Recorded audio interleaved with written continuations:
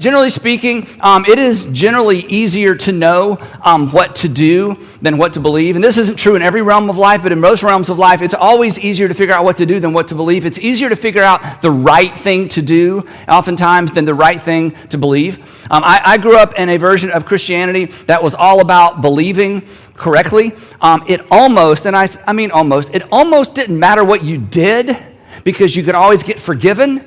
But you better believe correctly. A lot hinged on just believing correctly. And you know this if you went to school or you studied any kind of church history, or if you even know sort of at the macro level what happened in ancient history, not even ancient history, but even after that the church, once the church got started, the church actually went to war with itself over what to believe. I mean, the church argued over words. The church argued over peripheral things. And during the Reformation, tens of thousands of people died as Christian groups went to war with each other, and people were arrested and strangled, and all kinds of terrible things happened over the issue or the question of what is the right way, or specifically what is the right thing to believe. And belief is extremely important. But here's the kicker, and here's the surprise, and here's the thing that if you're not a church person or you haven't been to church in a long time, here's the thing that I would love for you to hear today. When you read the New Testament authors, when you read the authors of the New Testament, you discover that the core beliefs of Christianity are really quite simple. They're quite simple, they're memorable, and most importantly, they are actionable. There will always be some mystery around the periphery. There will always be interesting things to discuss and theological peculiarities that are kind of fun to dissect and decide we believe this and you believe that. But there is extraordinary clarity at the core. Outside of, or in the region of Caesarea Philippi, Jesus is with his guys. We talk about this all the time. And he says to them, who do people say that I am? And Peter says, you're the Christ, the Son of the living God. And Jesus says, you're exactly right. I'm the Christ, the Son of the living God. And then he says this, Peter and all of you guys here, he said, I'm going to build a brand new movement around this one simple idea. My identity, who I claim to be, that he would later punctuate with his resurrection, that I am the Christ, the Son of the living God. And that is the core belief. In fact, Christians in every language, in every single world, if you were to gather Christians together, perhaps the only thing we have in common in terms of belief is that we believe that Jesus is the Christ, the Son of the living God. And then toward the end of his ministry, he said, now that you're firmly established with you who I am,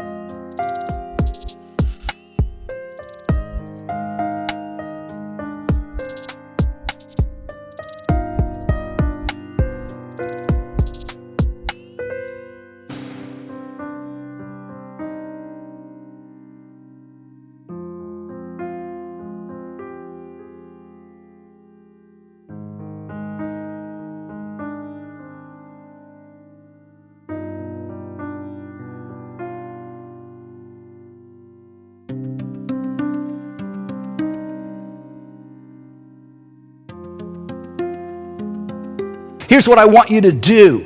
And he said, I'm going to give you a new commandment, not a list, just one. You are to love one another. That wasn't new, but he wasn't through. You are to love one another. I'm going to define it for you, he said. You are to love one another the way that I have loved you. And this was so core. This was so central. He said this. He said, by this kind of unique love, everyone will know that you are my disciple or my follower or my learner if you love one another. This is how we are to be characterized. This is how, as Jesus followers, are to be recognized. And the rest is just kind of detail.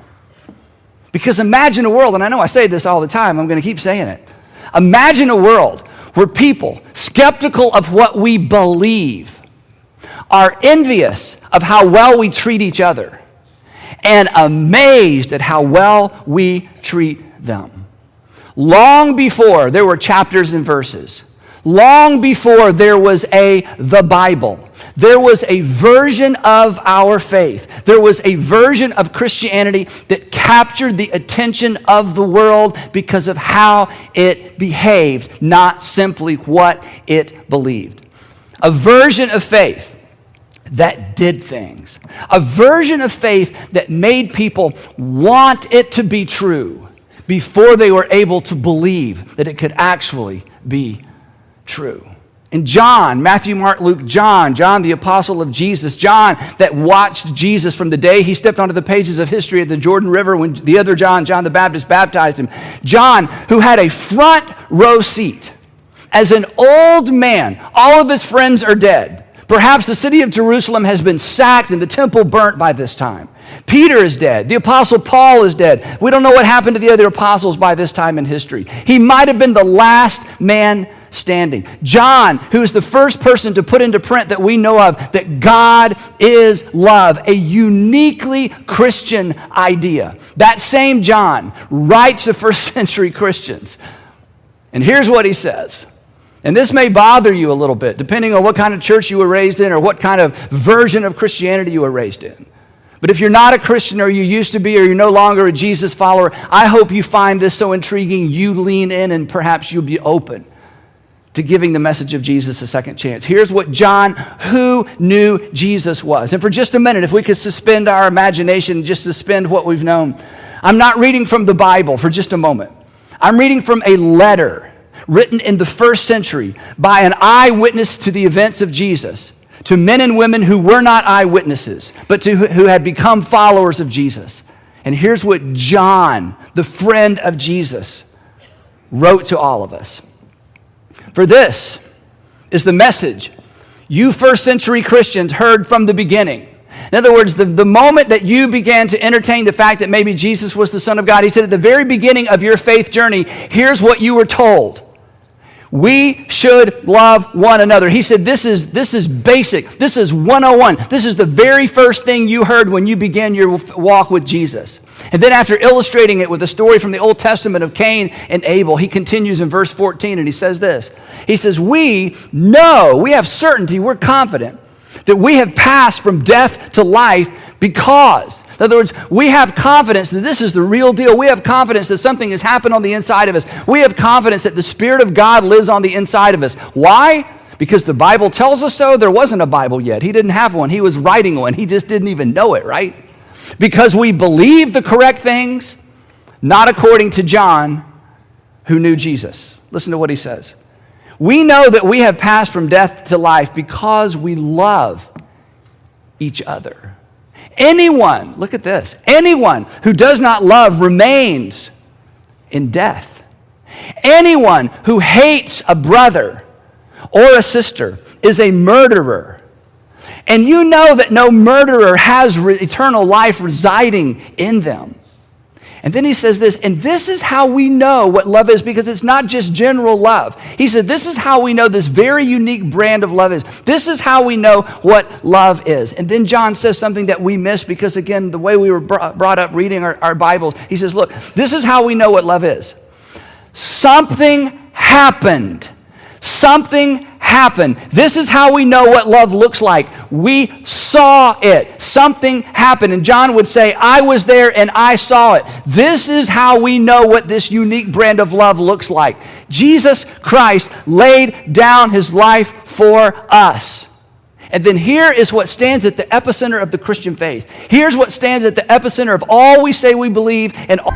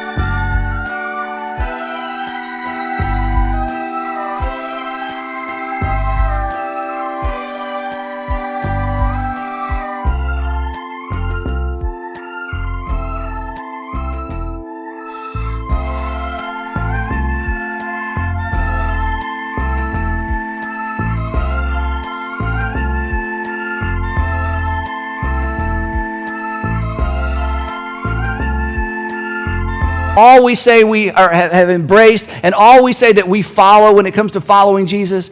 He says, this is how we know what love is, that Jesus Christ laid down his life for us. And in light of that, here's what we ought to not believe. Here's what we ought to do. And he laid down his life for us, and we ought to lay down our lives for our brothers and our sisters. This is the central message of Christianity. In light of what God through Christ has done for us, we are to do for others. In light of what God through Christ has done for us, this is what we are to do for others. But when you read this, perhaps you think what his first century readers thought, but wait a minute, who are my brothers and who are my sisters? And certainly as you read the rest of John's letters, you understand that these are other believers, other followers of Jesus. But it's more than that. And Jesus made sure that John and his first century followers would know that it was more than that.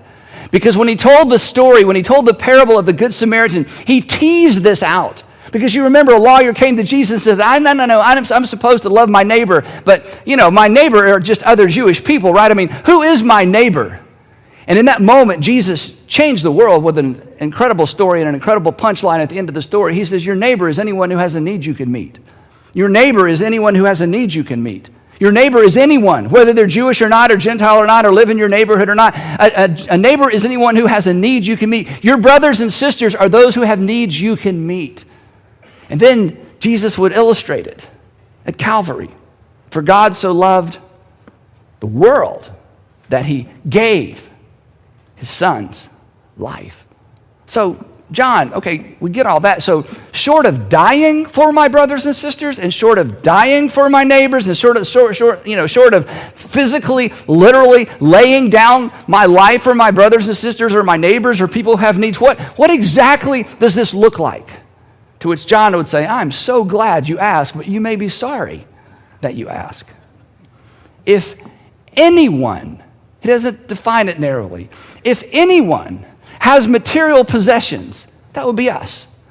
If anyone has material possessions and sees a brother or sister in need, and what he says next is so graphic that our modern English translations have kind of cleaned it up and kind of dumbed it down for us. In fact, the New International Version that I use all the time, here's how it reads in our English Bible. It says, if anyone has material possessions and sees a brother or sister in need, but has no pity on them.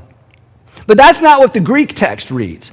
Here's what the Greek text reads. The Greek text says this, Klese ta spagna autu ap autu. Translated literally, shuts up the bowels of him from him. This little word klese, actually the verb kleno, you know what it means? It means to prevent, I know this is graphic, but this is John's point, so let's graphic. It means to prevent passage at an opening. To prevent passage at an opening.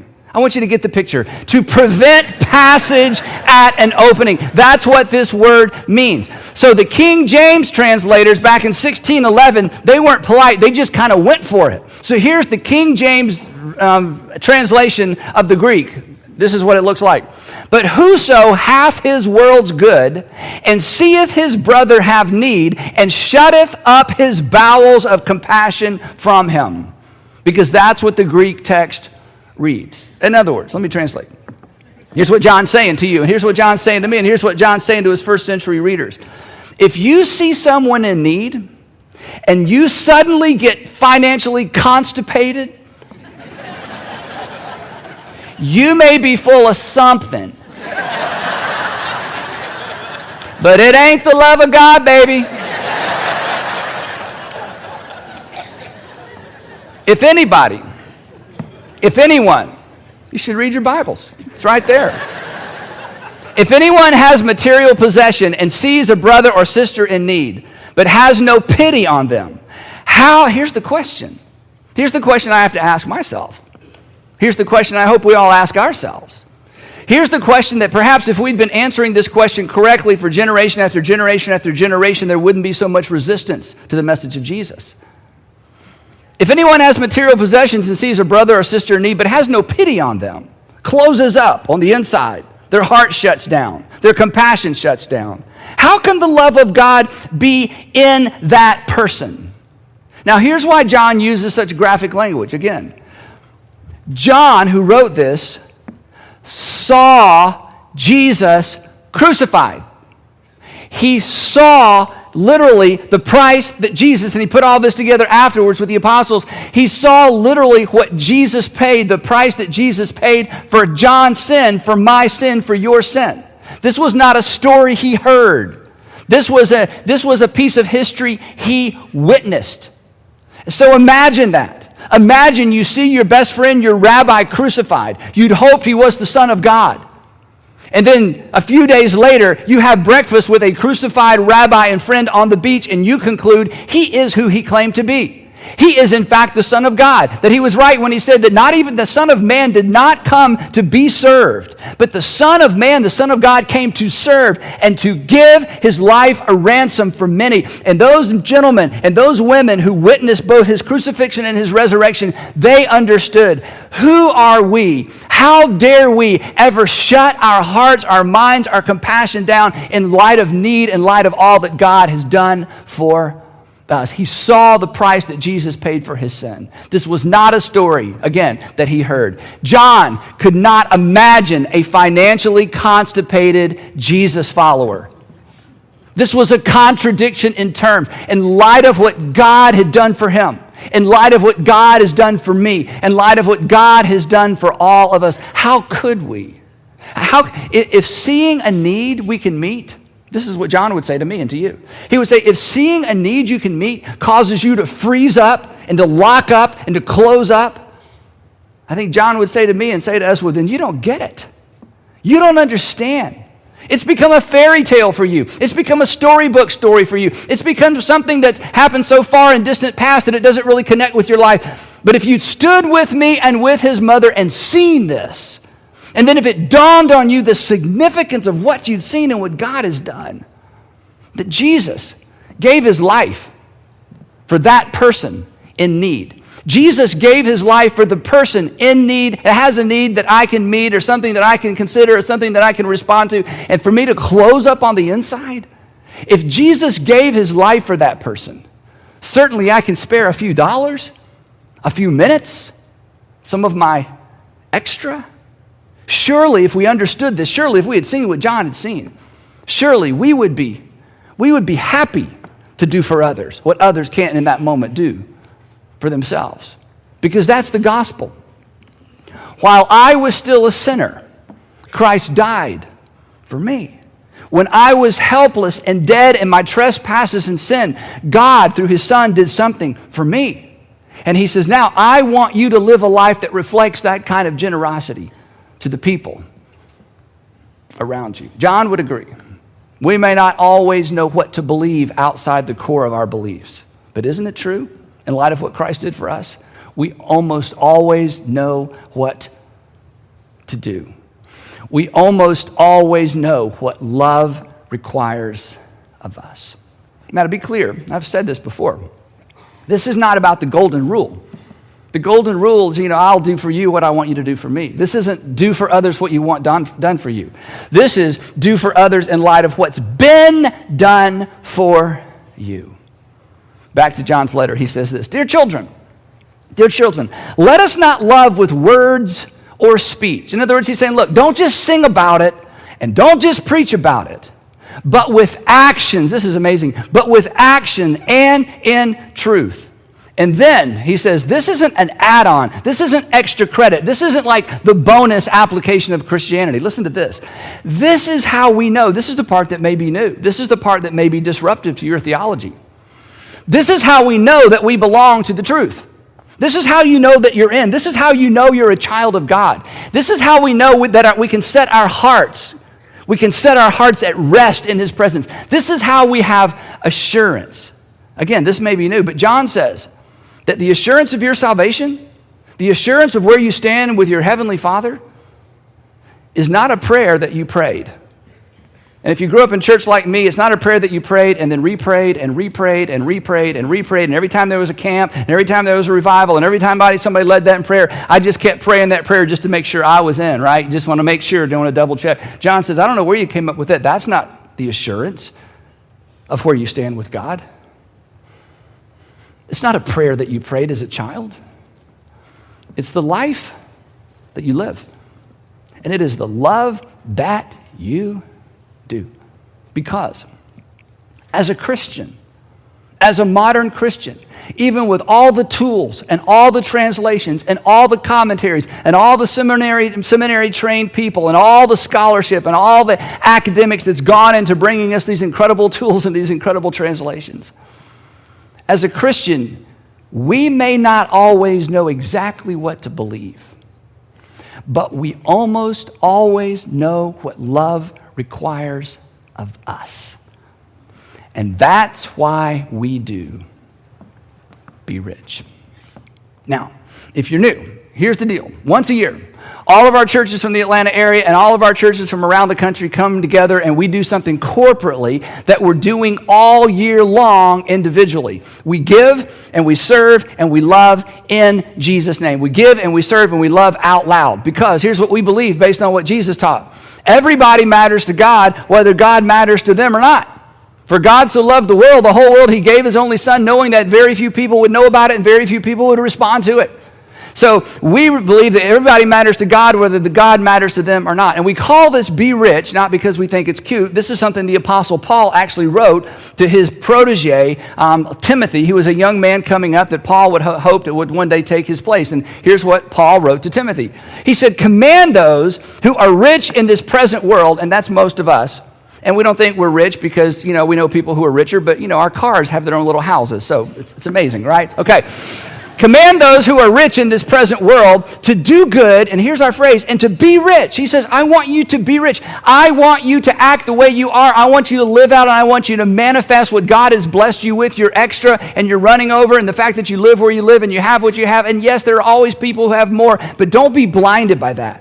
He says, tell those people who are rich in this present world to do good, to be rich in good deeds, and to be generous, and to be willing to share. And here's the thing. I don't know you individually, but I would guess almost all of us, in fact, probably all of us want to make a difference with our stuff. None of us want to be selfish. None of us want to be characterized as selfish. We all want to make a difference, but sometimes we just don't know how. And Be Rich, as we said earlier on, Be Rich makes it simple. This is our 13th year of Be Rich. It's amazing to me. Our 13th year of Be Rich. For the past 12 years, check this out. For the past 12 years, you have served 397,000 hours in our local communities. And you have given a little over $42 million away to these fabulous nonprofits in all of our communities. This year, 74 churches. Yeah, you should give yourself a hand for that. That's amazing. This year, 74 churches are participating around the country in 18 states, 6 countries. That means that covers about 120,000 people when you add up all the people in those churches, and over 300 nonprofits. And the way this works, if you're new, is we don't go out into our communities and start a lot of things.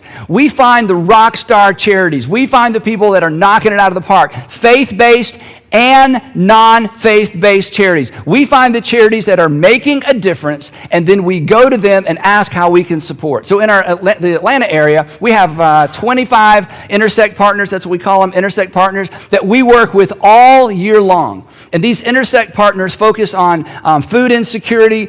This is a very important phrase. People who don't know where the next meal is coming from. If they have the current meal, but they don't know where the next meal is coming from, it's a powerful, powerful insecurity. It addresses food insecurity, foster care, medical care, housing, education, and several other big opportunities or big issues that we find in our communities. In addition, we have 13 international partners that we work with throughout the year through Global X. And many of you have gone on Global X trips, and you've seen how this money is spent, and you've seen how this money is distributed, and some of you have been a part of making a difference internationally through Be Rich. So here's how it works if you're new.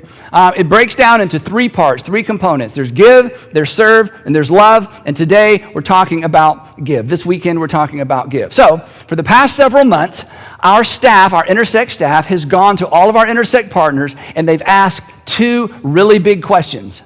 What would make a big difference for you as an organization, and what would help you make a big difference?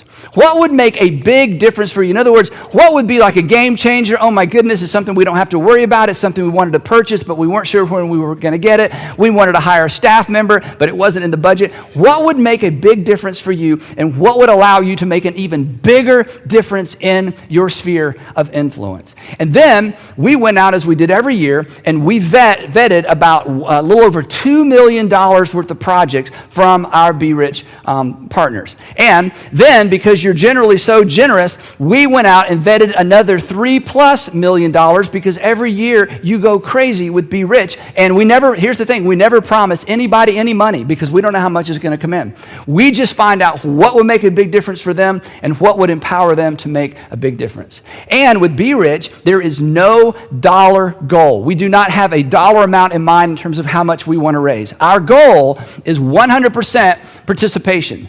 We want every single person in the rooms today and every single person watching or listening to participate. So we're going to ask 100% of you to give, and then we are giving 100% of it away. No carrying costs, no shipping and handling. 100% comes in, it all comes in, it all goes out. And that's why on Be Rich Give Day, I do not mind pressing you hard, whether you're a Christian, non-Christian, hate Christians. I don't care. This isn't about us. This is about the community. And I know that you want to be generous, and I know that you want to make a difference. And these fabulous organizations not only look forward to what you do for them, in some cases they've learned to depend on it because you have been so extraordinarily generous. Now, here's the great news, and I've been able to announce this for 12 years in a row.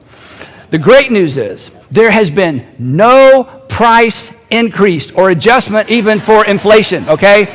We're asking everybody to participate with a one-time gift of, let's say it together, $39.95. And if everybody in our Atlanta area churches, and if all of you who are sitting at home watching, and all of you who are driving but wait till you park, if everybody participates, that will generate about $2.1 million today, which will allow us to service a little over 50 projects. These projects include things like this. We're going to fund some local foster care initiatives. We're going to fund a border station in a country that I cannot name that rescues primarily girls that are being taken across the border illegally. In fact, at these particular stations, they rescue about 100 girls per station per year, and they have them all along the border.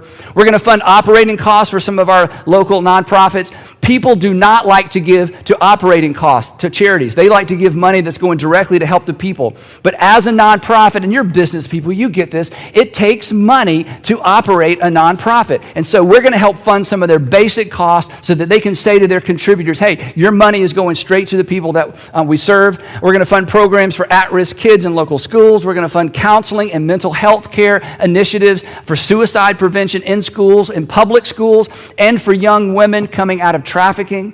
We're going to fund job training initiatives and professional development. It's a big deal to get people out of poverty and to keep them out of poverty. We're going to fund some emergency assistance to prevent homelessness. We're going to fund some staff positions, which we love to do because every nonprofit, if we could just get one more person to do this or that, we're like, you know what? Hire them. We'll cover it for a year. Then talk to us next year. We fund sustainability projects, and then we're funding, and this is a new thing, especially in the city of Atlanta, that's just some organizations are just beginning to address this, and we want to be on the front end of this, to fund mentoring for unaccompanied homeless teens. There are more and more teenagers that are showing up at public high schools, and they can't go back home. They have no home to go to. They end up staying with friends. They end up staying with neighbors, and they are trying desperately to stay out of the foster care system. And the foster care system is wonderful. It's just overloaded. And for teenagers, it is so difficult to drop into foster care. So there are several organizations that are addressing this gap, and we want to be on the front end of helping those organizations help these teenagers find a home, stay out of foster care, finish high school, and then go on and do something productive in society. So these are game changers for our partners, and they are life changers for the people they serve. Now, according to John, who knew Jesus, my devotion and your devotion to God, according to John, who knew Jesus, my devotion and your devotion to God is best demonstrated and authenticated by our love for others. Come on, you know this. Extravagant generosity, and that's what this is. That's what Be Rich is all about. Extravagant generosity toward others is the appropriate response to our Heavenly Father, who is extravagantly generous to all of us. Now, there are several ways to participate today as we think about giving. For those of you who have your local church app, you can right now go to the app. If you've already put in your information, click the Be Rich tab, and you can give from your seats. If you're driving, pull over. If you're at home, you can do it right now. This is why we want you to have your local church app so you can respond immediately. We will take cash, check, debit, or credit cards, and we're going to have little swiper things out there on some iPads as you leave. The way to find those is this. The green balloons are cash and check. If you have a credit or debit card, you go to the red balloon. Again, if everybody does $39.95, we'll raise $2 million today and fund these projects. I hope you will be more generous than that, because many of us have the capacity to be more generous than that. So let me ask you the question that I asked at the top of our time together. Are you ready? Yes. Okay. So let's give.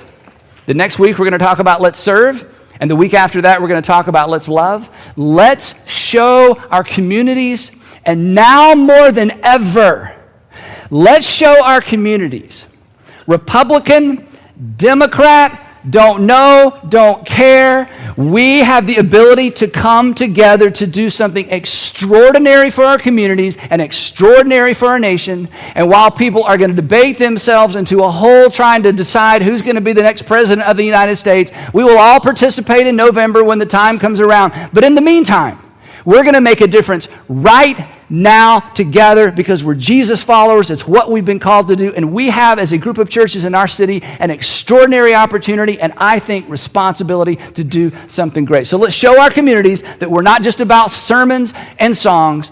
On your mark, get set, be rich. And we'll see you next week.